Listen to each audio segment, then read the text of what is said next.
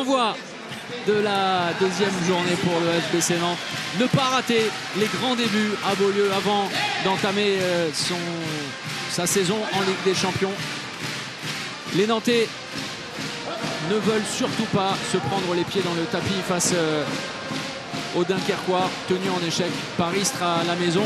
Pour Dunkerque, il s'agira de tenir tête le plus longtemps possible pour essayer de réaliser un groupe.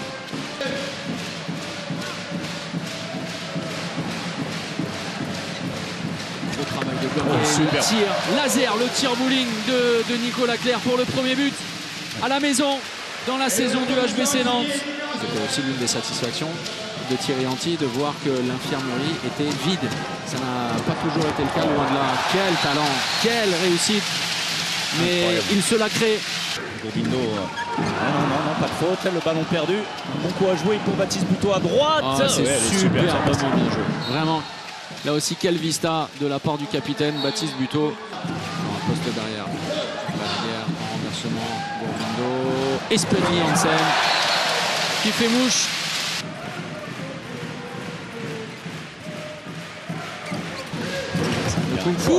Superbe avec Pelayo pour Cornel Notch, très bien joué pour donner encore un peu plus de rythme. Espeny Hansen, le jeu auprès des Nantais, le décalage bien joué. Une nouvelle fois, Oleg Rams qui se présente sur le chemin d'un Nantais, notamment de... Oh, c'est un récital, vraiment. Elle joue bien, très bien. C'est un duo intéressant avec des styles totalement différents, des âges différents, des profils différents, des caractères différents. Ce qui est le ballon raté, Baptiste Buteau, les Nantais sont à l'envers et attention à la punition. Ça va trop vite pour le moment, la tête dans le sac vraiment. Les Nantais déjouent et l'USDK reprend les commandes. Il faut donner, évidemment qu'il faut donner en première intention. Et attention, Valero est là. C'est parti pour l'Espagnol. Attention. Passage en force et entrée compliquée. Ah oui, avec beaucoup d'intention, mais beaucoup de déchets. Voilà.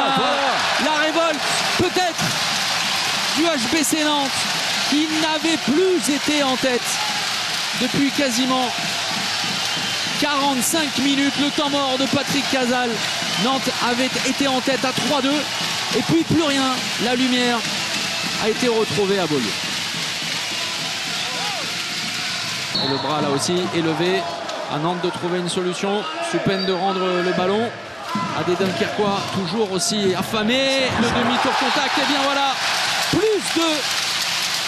On a stigmatisé les Nantais, l'incapacité de marquer, les échecs répétés, les pertes de balles également successives. Que dire de Dunkerque? 15 buts simplement marqués après 52 minutes, c'est évidemment là aussi terrible. Et c'est peut-être, il reste encore du temps, mais un chaos technique sur la tête des Dunkerquois qui ne peuvent plus répondre. Ne pas se précipiter, mais se hâter quelque peu, le bras levé. Langaro, Davies, ils sont très loin.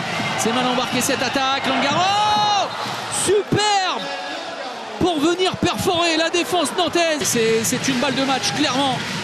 Et le ballon entre les mains de Nicolas Tournal, l'arrêt de Samir Belhassen. Il n'y a plus de temps mort, il y aura sans doute un dernier ballon. Quel arrêt d'Arnaud Siffer pour un miracle. Côté Dunkerque, ou pour un soulagement total. Côté nantais.